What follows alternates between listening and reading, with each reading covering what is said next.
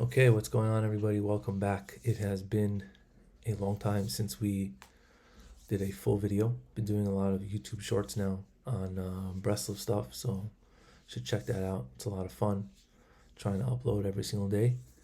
But yeah, we haven't really been doing a lot of Yemei Shmuel, the life of Rav Shmuel Horowitz. I promised that I was going to do the whole book, and we will. Probably haven't done one in Yemei Shmuel, the biography of Rav Shmuel Horowitz, since before Rosh Hashanah, and then the war broke out, and there's been a lot going on. Tzfat has been, it hasn't been obviously hit by any rockets yet, but there's been a lot of noise from Lebanon close by and different things going on. So we took a little break and we were doing a lot of other things. But yeah, let's just get back into it. It doesn't really make a difference right now about the war. We don't need to talk about that. But right now we're up to Perek Chav Zayin in the Sefer Yemei Shmuel. Still talking about the First World War and what Tzfat was like during the First World War. Talking about all the Rav Shmuel Horowitz in the last few chapters has been talking about the hardships that they faced in Tzfat from the Turkish army, from the Ottoman Empire, hunger, disease, famine, everything like that. Okay, so he continues on and he starts talking about, and he says, regarding the famine that was happening all the time, the men of Amsterdam helped a lot. Because Amsterdam, he says in parentheses over here, Amsterdam was a country that was neutral in the war. They were not mixed up into the war. They were able to come, they were able to send help from there. Humanitarian aid. Something we've been hearing a lot lately. And if, he says like this, he says that if their help would have gone to the right people, then they would have been able to support the whole entire city. But due to our sins, and unfortunately, all of it fell into one hand. One person who was a good person, but his friend was one of these Biryonim, who was part of the Vad of the air. He was part of the city council. The Biryonim, let's just call it like a not such a good person. He took all the money and all the food that they sent, whatever it was, and he took it for himself. And the poor people did not benefit from it at all. Kind of like what Hamas is doing in Gaza, taking a lot of the aid and not helping the people. Anyway, we said we were not going to talk about the war, but we got to throw that in, right? But afterwards, after this all became known, there was a certain Rav, his name was Rabbi Yochanan ben Yamin Halevi Horowitz, who was called the Rabbi Ner Horowitz. He was the person who was in charge with the representatives from Amsterdam and all their houses that they owned in Tzfat and all their houses that they owned in Yerushalayim. He took control of the aid from this person and he gave it to the good people, and then they were able to help. But it was already too late because only a little bit of money came. But still, this was able to help the city because for Pesach, it was Pesach time, I guess, when they got this money, and they were able to give out matzahs and potatoes. And for every single Yontif, they were able to give a little bit to the whole city. They also made a Talmud Torah, a yeshiva, school. And my father was a mashgiach al hamelamdim, a Talmud Torah. My father was a mashgiach over there. Because this Rabbi Horowitz was a friend of my father, and he helped out my family a lot. And many times I said to my grandfather,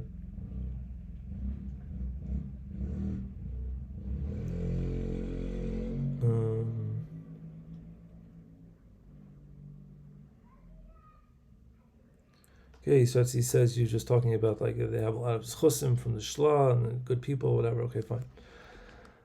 And Rav Shmuel Horowitz continues, says that I learned in this Talmud Torah by one of the teachers. He was a very sharp teacher, a very sharp rabbi. His name was Rabbi Nachum Esrog, Zichron L'Vracha. May his memory be a blessing. He was probably the sharpest Talmud Chacham in the whole entire city. He calls him the Charif, very sharp. And he learned with many young men, very, very sharp, smart young men, people who were 20, 25 years old, but I was only 10 years old, but I was still learning with them because Shmuel Horowitz was very sharp and smart and also. And I learned and with a lot of harifas and pilpul, Gemara and all these things. And the Melamed enjoyed having me in his class very much, in his shir. And some of the students would hit me and embarrass me because they were embarrassed to learn with such a small child. He would say to them, he was from Tinoikish Shal Rabbim, Tinoikish Shal Beis Rabban, which is a term in the Gemara and Sfarim, meaning that he's just a small child. He's clean from chet, hu naki min hachet. And they, he would tell them like, why are you bothering this kid? He's just a little kid, and I would learn a lot for myself, also outside of school and also with my father. And then I was 11, but sometimes I wasn't able to learn because I had to go look for food because it was a very bad situation. And the general thing is, he continues on the next chapter, that we suffered a lot from this famine. We sold a lot of things from our house so that we could buy any amount of food. We sold our furniture. We had a table that was made from marble. We also sold it. And also our good clothing. My father sold his silk kaftan, which was a present from his elders. And he sold it for a piece of bread for Shabbos. That's how bad the situation was. Then my father tried to do something by a very rich woman who was living in Tzfat. She would buy, every single week she would buy big sacks of flour and give it out to the poor people. And also coal and also silks and clothing and, whatever. What do you call it? Whatever, blankets, stuff like that. And she was able to help a lot of people. And my father worked it out with her that she would donate one of her houses for a very, very small amount of rent. And the people who would live there would pay whenever they could pay.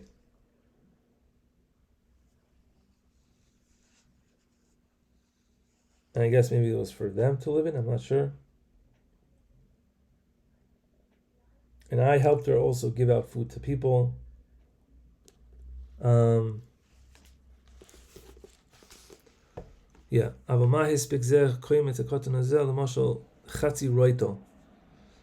flour, let's say a kilo and a half of flour, a kilogram and a half of flour. She would give us for 1 week.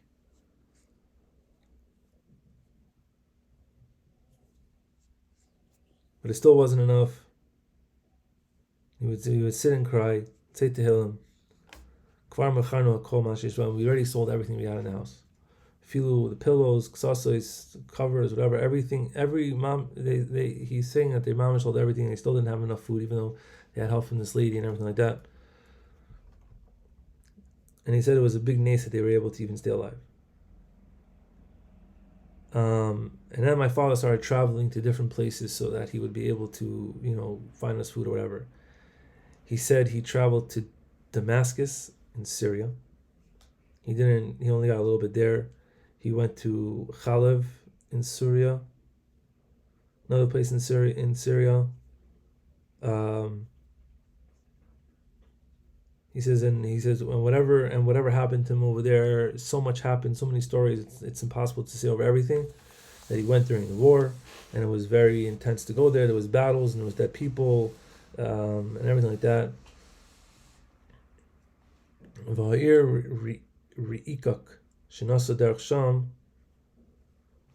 he went on the train, there was also a lot of soldiers from Turkey and Germany, and he had to push himself onto the train, and he fell down, and then people were stepping on him and trampling on him, and they wanted to stab him with their knives, but with great nisim he was able to be saved from them. And when he was in the city of Khaled, I forget what this in name of English is. Whatever, he slept in a shul there. My father, Rosh Hashanah was saying his father, slept in a shul there, and he would eat by the different chacham who were in the city, one day by this, one day by this guy, one day by this guy, and he would get a little bit of money here and there. And he sent it to us, and he learned with them, and also he learned with the Chacham Pasha from there. And then he returned home quickly, because this winter I was supposed to put on tefillin.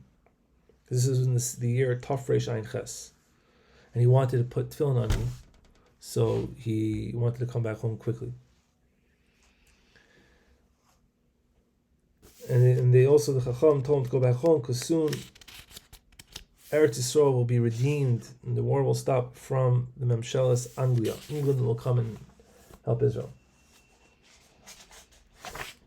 Ki az b'Chanukah, he says in parentheses, they already captured the city of Jerusalem. And they said to him, why are you staying over here in Galus? Go back. So b'Chanukah and Tafresh Ein Ches, the Memshelas Anglia captured Yerushalayim on the last day of Chanukah, and Zois Chanukah. On the last day of Chanukah, cars full of German soldiers came to Tzfat, and they took wheat and wines and oils. And me and all the kids went to go see this, because it was a very big wonder, a Devar Pella, to see a car like this. There wasn't so many cars like this, like probably a big truck or some big thing that they never saw before. And I was already thinking that this year hopefully we'll be able to be gone from them. Because by Hashem everything is possible. Because at that point Yerushalayim was mamish minutekes legamri mishar Yisrael. Yerushalayim was like totally disconnected from the rest of Eretz Yisrael. It was not in this world, like ki'ilu eino bezel elam klal. Because we didn't, there was no information of what was going on there to the rest of Eretz Yisrael. Like they were cut off from the world. Kilu. Afterwards, my father came before Rosh Chodesh Shvat, probably like January, February time, and he bought a little bit of money, and we bought a little bit of flour with it. And I was becoming bar mitzvah, and I put on tefillin on the day of B'Yom Tes Zayin Shvat. But we couldn't make a meal, couldn't make a suda. We gave a little bit of bread out, and I learned with my father in the Beis Medrash. And then afterwards, my uncle Beryl became very sick, and he was a pharmacist, like we've mentioned before, who was very big bucky in all types of refuahs and everything like that.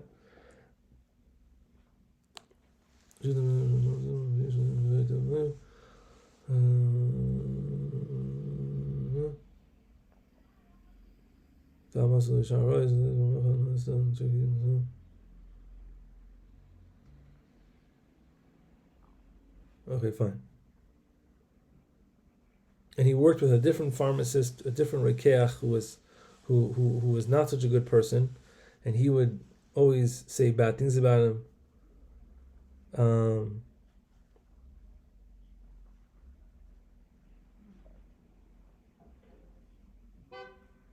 I'm not sure what's going on over here.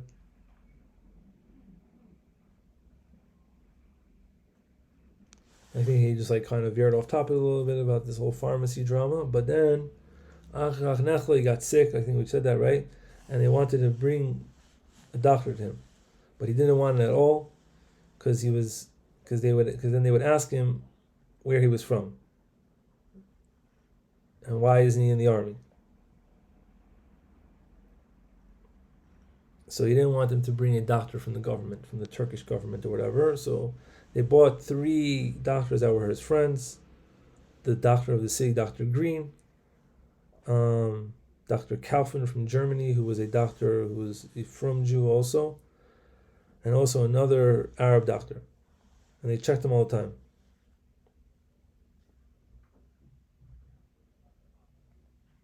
And he would fight with them regarding of what refuah is to give him, because he had typhus, and they wanted to give him, and it says over here, burping or coughing a lot. They They wanted to give him something refuah so that these things, so that this would go away. But he told him that if you give me this refuah, I'm going to die because I also have typhus. And he didn't agree with them at all. It was a whole thing. He didn't want to take it. Closed his mouth. And once they get and they forced him to take it, and right after he took it, he became a completely different person, Lagamre, which you might think that, oh, he got better. No, he says he became black like a coal, and he wasn't able to talk, and his days did not last long until he died, and he died on Erev Chodesh Adar. That's crazy. That's crazy, man. Why did they do that to him? There's just so much nuts like information here. Takef, and then it says my father came, and when my father came back from whatever Syria over there, or wherever, from wherever he was, Rav Chaim Sitoin, who was one of the Chacham Sfardis in the city, came to visit him, and he took from him money that his friends, the other Chacham, sent him from Damascus. And also then was also the story of the Gerush of Yafo, the expulsion from the city of Yafo. People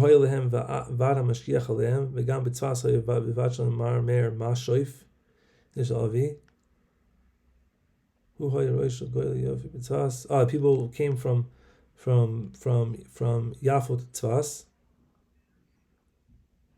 And my father became the Rav of the people who were called the Goyle Yafo, the people who left Yafo. And everybody davened in our shul. And they gave us money and all these things. Some rocket alerts. Nothing going on here in Tzfat, Baruch Hashem. Akesev Naslanu. We're able to survive. So you see that there was many different things that they were able to survive from. That's why he's telling us all this stuff over here. Seems like a little boring, but soon we're going to get to some good things. The first, 30, 40 chapters of the Sefer are not the most exciting, but we got to go through them. Okay, then here a little interesting last little thing. It says, and when it got closer to Pesach, the Rabbanim of Tzas wanted to permit kitnios to eat on Pesach. Right, by Ashkenazim, we don't eat kitnios on Pesach, like rice and things like that. And also to be mater, that you don't need to do hagolas kelim, like to burn, to kasher metal pots, and to work and to use them on Pesach. And the people from Yafo wanted to convince my father to do this, but it didn't work. My father was an ish emes, and he wouldn't sell his soul for money. But there was other rabbis who said, okay, we'll do it. But my father went to the Rav Sfardim, Rav Chaim Sitoin, who was the Rav, and he said that the heter is not going to work, and then nobody heter. Okay, so they survived and everything like that. Fine. Fine. So that's where we're going to stop today. Hopefully next time we make a video, it'll be a little bit more exciting information. But for now, this is what we're going to do. We're just going to keep on reading the history.